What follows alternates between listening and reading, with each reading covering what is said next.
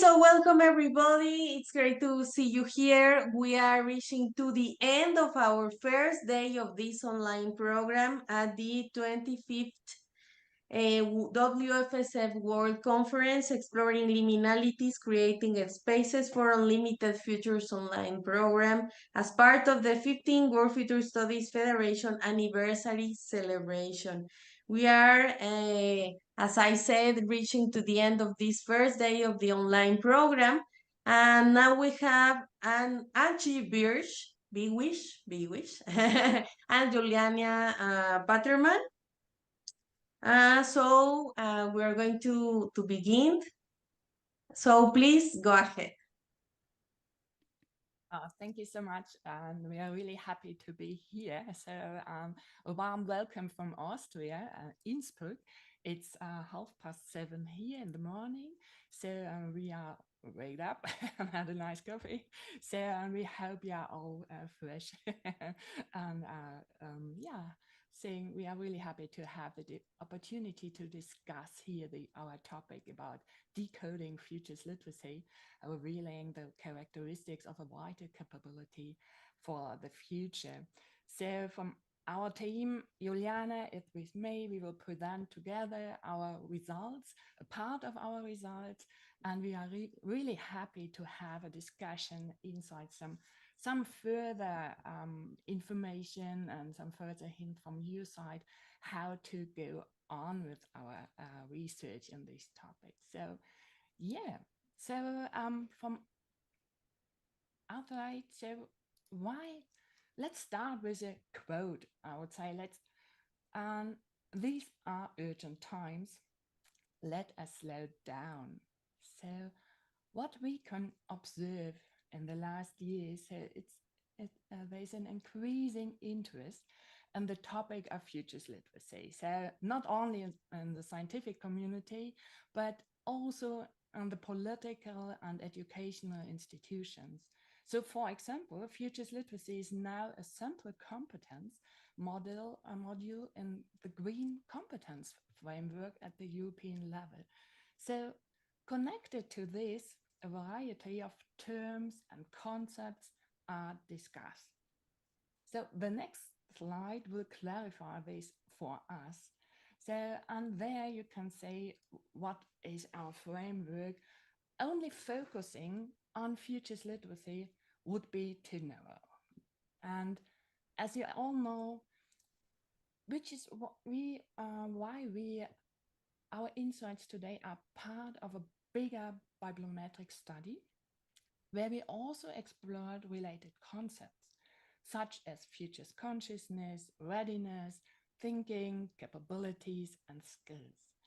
And to decode the concept, it is necessary to look at the surrounding concepts and how futures literacy is integrated or related into the existing research. And therefore, we decided on the one hand to have these related concepts and this deep dive futures literacy. So that's what is our main topic of those. The following research question emerges for us. So what is the conceptual, intellectual, and social structure of futures literacy and its related concepts? So how did we go to answering this? First, we conduct a bibliometric analysis for the core selection and the related concepts. So more than about 2,800 publications were found. And from this, have been able to gain information about what are the main themes, what are the most influential authors and journals, collaborations, dynamics in the field, and so that we have an overview what's happened in the last 40, 30 years. Second, we conducted a qualitative content analysis focusing on the core selection on the right side. And from this, we will report in detail today and are looking forward to your feedback. But before we do that, We start with the results of the systematic literature analysis. I would like to take a closer look here at the following slide with you. So the number of publications over the time and the various themes, foresight-related concepts and futures literacy are shown here. And a quick insight into what you can see here, there is a recent interest in the topic on an individual level, which is why we want to take a closer look. What is exactly being discussed, by whom, in which publication sources, methods are used, and what are the outlooks and what are research questions behind.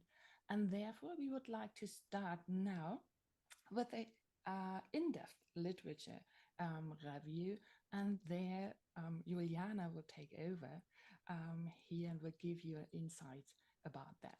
Thank you so much. Thank you so much, Antje. So yes, this brings us to today's focus of our research project at the moment. So we want to focus on this core selection of literature, focusing on futures literacy by going deeper than just the metadata that is available on these publications. So we're sort of taking a bird's eye view at some of the specific characteristics of the literature by going into a systematic analysis. Before we share some insights, you're probably wondering, what is this core selection that we are talking about? To conduct this study, especially the bibliometric study, we followed the workflow recommended by Dontu et al. In their publication from 2021. And we selected Web of Science as our primary data source for our literature search, and enriched and complemented it with findings from Scopus. Therefore, the primary search, I want to emphasize, was conducted in Web of Science.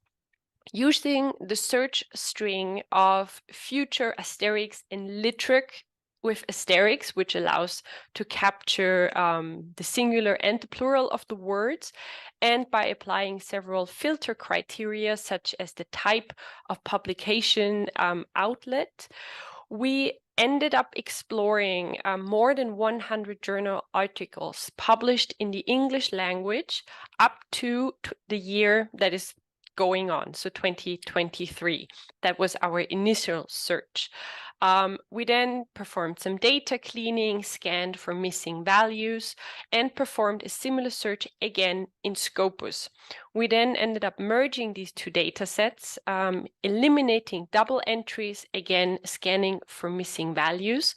And this brought us to a final set of 73 publications that were purely published in journal articles.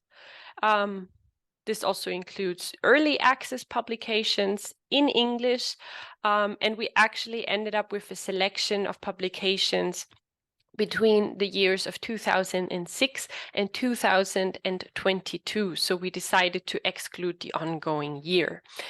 And we found that these 73 publications can be found in 30 different sources, published by 175 different authors, and these publications are built on a foundation of more than 2,800 different references, which is already quite an interesting feat by itself.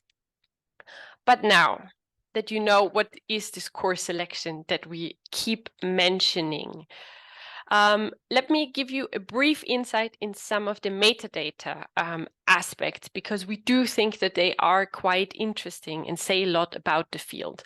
So even though the publications were largely written by occasional authors, so authors who only published once on the topic, the field was definitely shaped by a small number of authors who either published repeatedly and also mostly alone.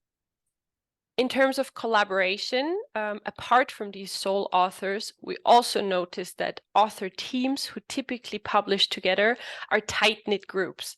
So if they work in a team, they stick to this team, which is also what I can say at the moment for my colleague who is here today. And apart from this, we have these occasional author collaborations, so they only participated once in the field at the moment. What sort of topics did we observe in the author's keywords? And we decided to focus on author's keywords because they are an intentional choice made by the authors. What keywords they want to push, what keywords they want to introduce to the field.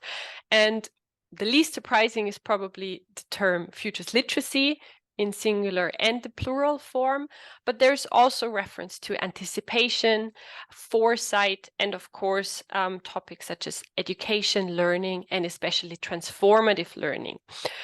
While futures literacy is only growing in its use since about 2010, transformative learning has also entered the field quite recently. So especially since 2019, we can see more and more publications picking up this term. Where can we find these publications? In top journals of the field, such as Futures, the Journal of Future Studies, Foresight, and also the European Journal of Futures Research, and many more. But what we can say is that especially since last year, the number of publication outlets, so the journals, is becoming more varied. So more and more journals are now deciding to actually pick up contributions on futures literacy in their respective field. And we can observe this growing variety also in the thematic categories that the journals are allocated to. So if we look at the Web of Science category system, we notice publication outlets that belong to the field of law or art, but most importantly to the topics of regional and urban planning. You might be surprised with this, but this category actually stands for public administration. We also, of course, have the field of economics and management, as well as education and educational research. But now, let's dive deeper. These are some of the characteristics of the literature that we explored. So we started by looking at what is actually the level of analysis of this specific publication. We looked at the type of publication, whether it's an empirical or a conceptual contribution, and also explored how these publications were actually made possible in terms of funding, in terms of association with other institutions.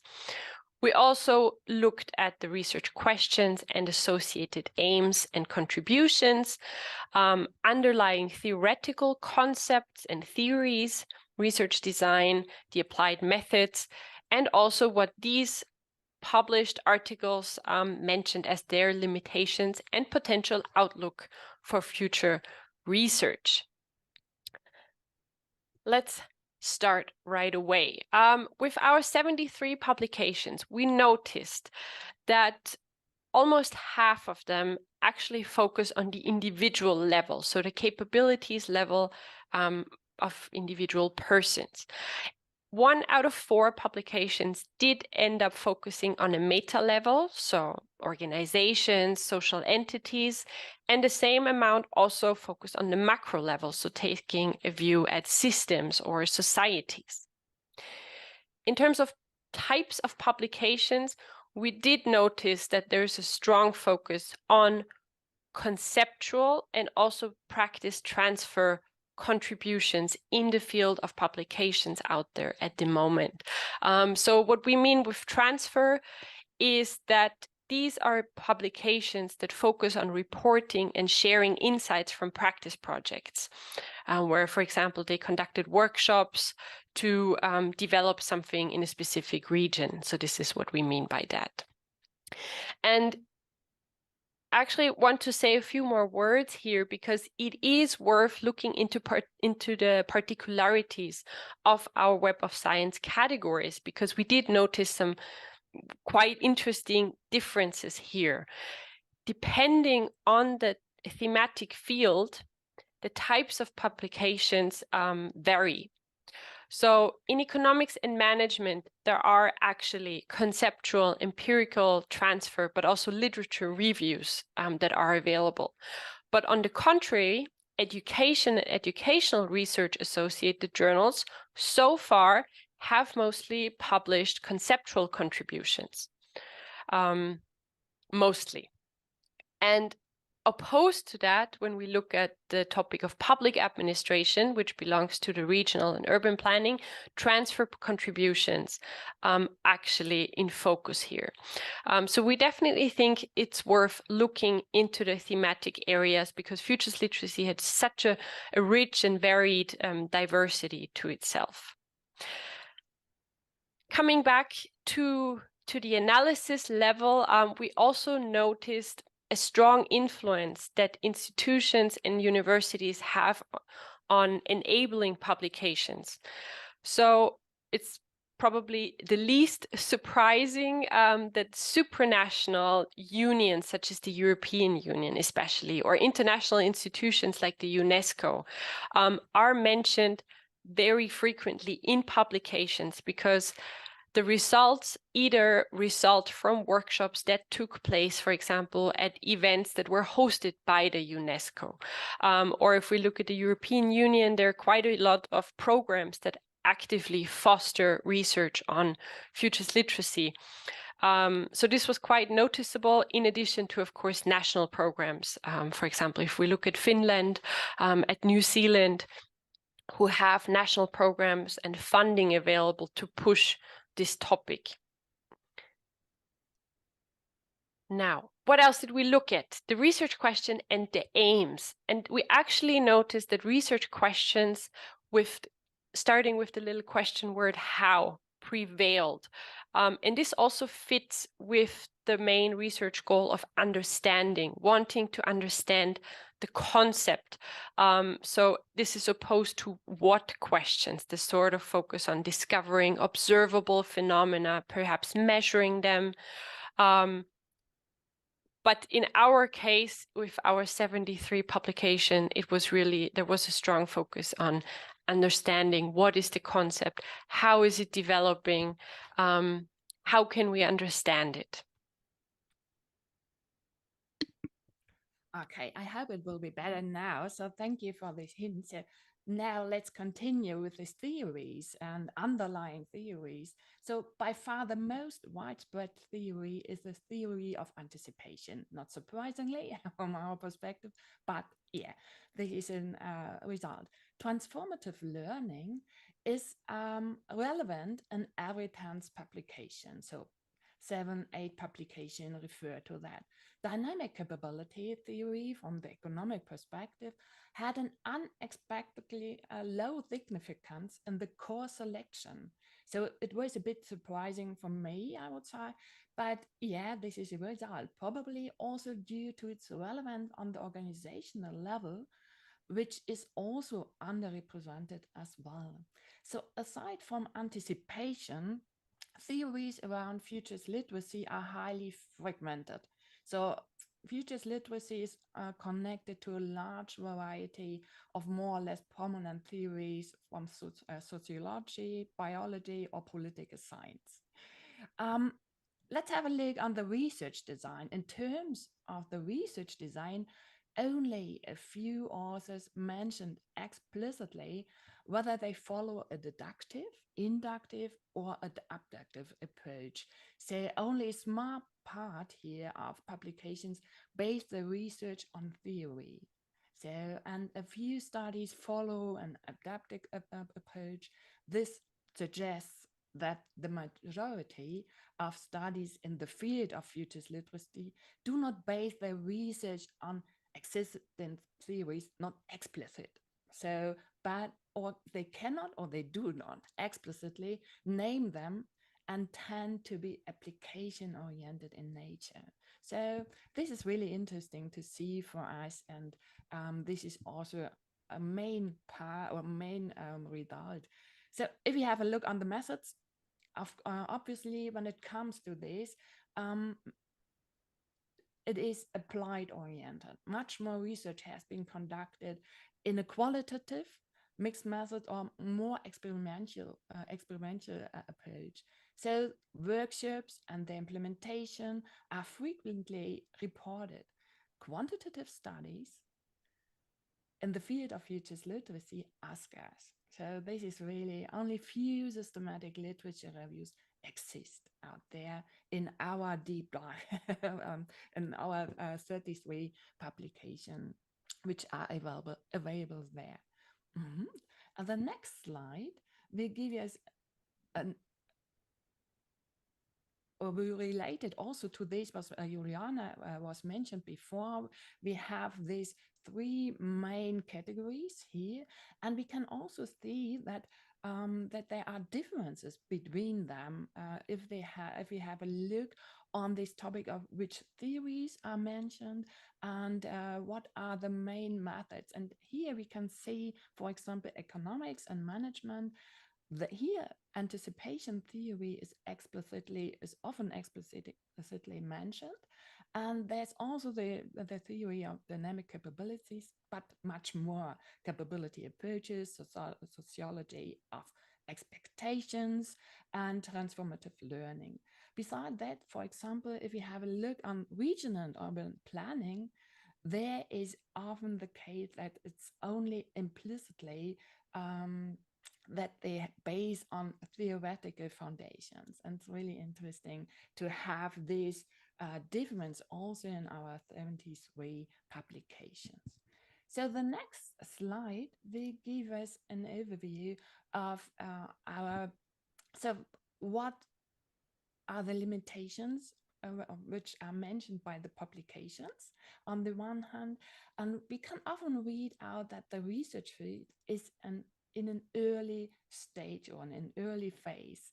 And furthermore, there are always workshops formats and their design, content, critical evaluations by participants and organizers are not available from this. And this is really interesting also to have these summaries from different authors, and all these authors are mentioned often the same limitations which are out there. That's really interesting, and it is a sign for an early research topic or research field, and it's really good to say. The next part, I would say, we have one more slide, and if we have the a look at the outlook, what it's mentioned there, so what all needs to be worked out as further steps in the research field, then the following topics come up in particular. So it is related to democratization of futures literacy. It is related to the question of measurement of futures literacy, and longitudinal analyses are often called here, but nobody is doing this until now. So as we can see it based on our publications. So, and of course, there's also a call for future literacy programs and course design, especially also in higher education. And this topic of institutional strategies are always mentioned in the outlooks of the publications. So it's really interesting. On the one hand, there are broad aspects, and they are also related to our summary that we came up. It is a topic or a research field which is really in the early stage in comparison to others. Okay, so let's look on the next slide on our conclusion here. Yes, so keeping an eye on the time, let us finish by saying that FL shows typical characteristics of a very young and developing research field. So it's mostly explorative research, a lot of conceptual contributions, a small group of researchers that are significantly shaping the field. And at the moment, there's also still a prevailing strong influence of select journals. But we can see that we are now moving on with the research field to perhaps more mature fields with some of the developments we've recently been seeing. Okay, let's look at what we have to do in the future and what we are already working on. And part of this, on the one hand, we have to work on the development of measurement concepts and show that, among other things, the teaching of future thinking, for example, is also associated with changes or influences. So this is a part of our UNESCO chair. Also, what we would what is our aim there. And we, in the framework, we are currently analyzing the existing concepts and working out corresponding similarities and differences, as well as first dimensions.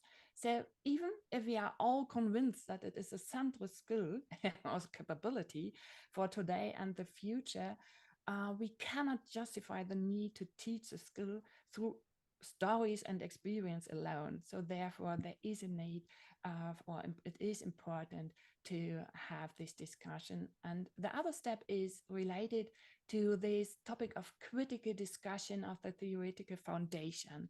The question arises, to what extent, for example, theories in the economic sciences or in the education sector are not also relevant. So therefore, we have this in our view, it's important to enable awareness of theoretic foundation and discussion in this young field of research in order to lay a foundation for further development here as well. Okay, so sum up. So thank you. We are at the end. So we brought up some discussion questions. So here at our last slide, and we are really happy to have your comments here, to have some feedback, and please get in contact with us. So are you aware of any other papers or related of futures literacy? What additional analysis would you offer added value from your perspective? And regarding your expertise, which theoretic foundation could add insight for further conceptual development of futures literacy? So that are our main questions at the moment. And we are really happy to get in contact with you and get feedback and get information. Thank you so much. Thank you, Antje and Juliana. Before that, just a quick question. I'm curious if you are familiar to the futures literacy concept handled by UNESCO, and also if you are familiar to what we use as futures literacy in Teach the Future. Yeah, we are aware about that. And I work, I also, or we are also involved in futures literacy labs. So we are also conduct future literacy labs. So we are aware about this concept, but we are really, it's really interesting to see that there, and if you have a look on the scientific publication, which are out there, so journal publication or peer-reviewed publication, it's really interesting to see that this is not the case that there are so many discussion about that, or that there are many explanations of how it is related, or what is the foundation of future literacy. So we are aware about that, of course. So, and I think we have to have a look also, of course, also on other types of publication, definitely. But it was really interesting to have this scientific perspective and conduct this analysis, what's happened there and what we can find out there. Mm-hmm. Right. And a quick comment regarding that you were saying about this measurement of the concepts and all that. WFSF has an important contribution to that with the accreditation program. By the way, tomorrow is going to be presented. It's called Transforming Future Studies, Exploring Accreditation's Impact by Andy Hines and Luc van der Laan at 11 Paris time zone. So I wanted to emphasize this since the Federation has done very good work at this. Okay, thanks. Thank you so I'm much. going to give the word to someone whose name is user. So go ahead, please.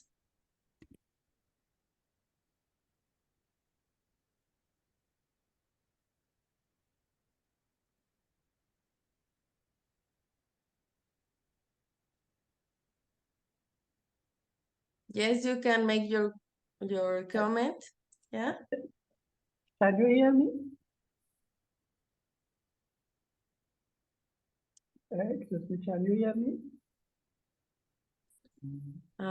We are listening more or less. Could you speak louder? Excuse me, can you hear me? It's better. Can you hear me?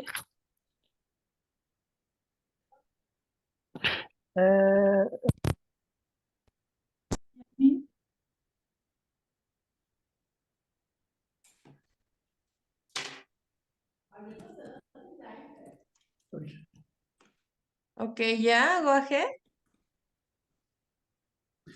Sorry, can you hear?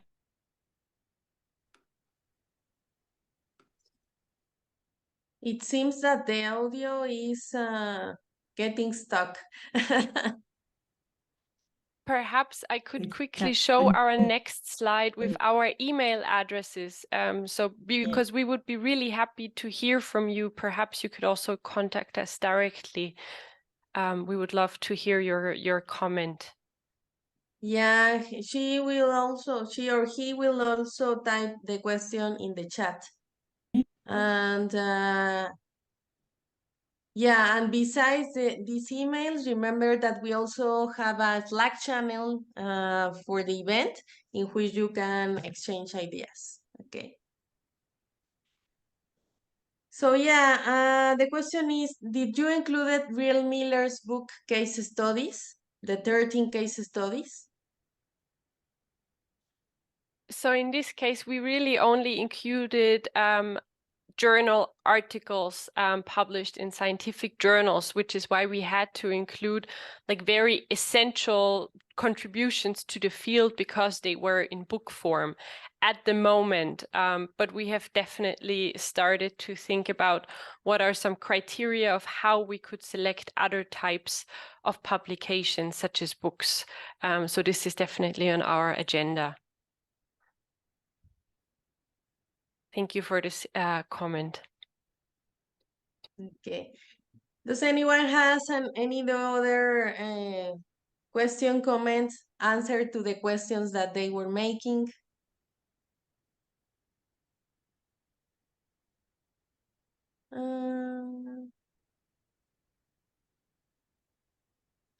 Okay, it seems that there's no more.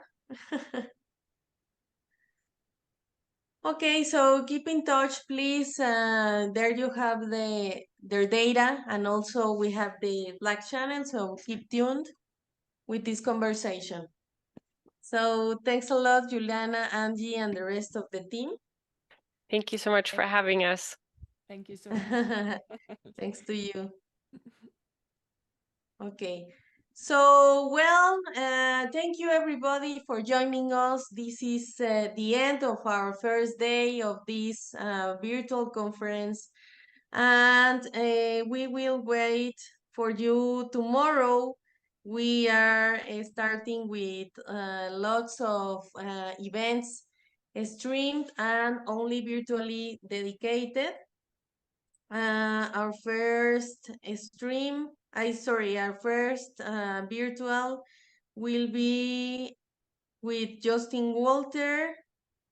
I think. Well, keep an eye on the schedule, and we have lots and lots of things going on. So thank you very much for this whole day. We have 2 more days to go. So thank you very much and keep tuned.